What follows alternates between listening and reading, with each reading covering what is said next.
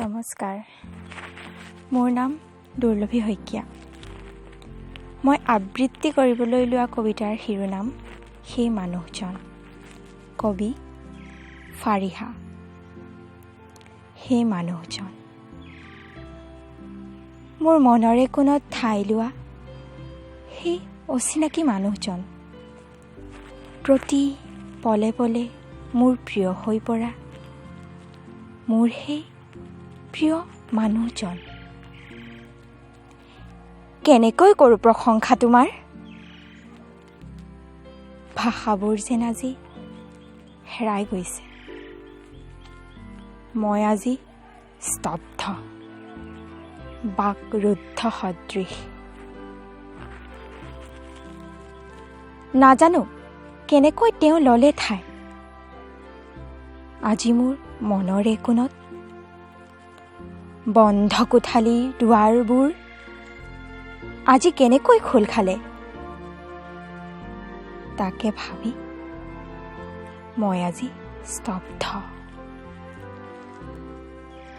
নতুনকৈ যাৰ কথাবোৰে মোক আমনি কৰে, সেই মানুহজন আন কোনো নহয়, একমাত্ৰ তুমি। ৰিব ৰিব বতাহজাকেও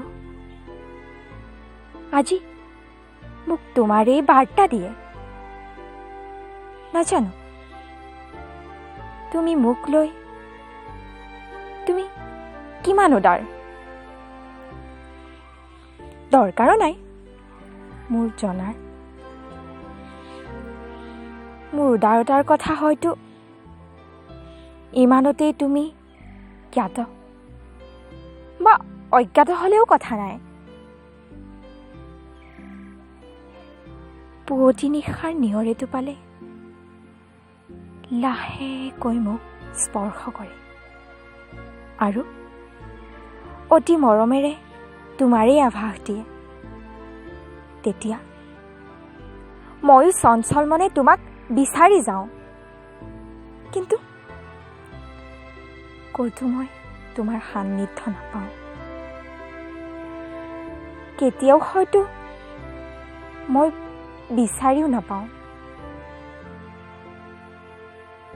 সেইবাবে মোৰ কোনো দুখো নাই, কিন্তু মনত ৰাখিবা সেই মানুহজন মোৰ প্ৰিয়,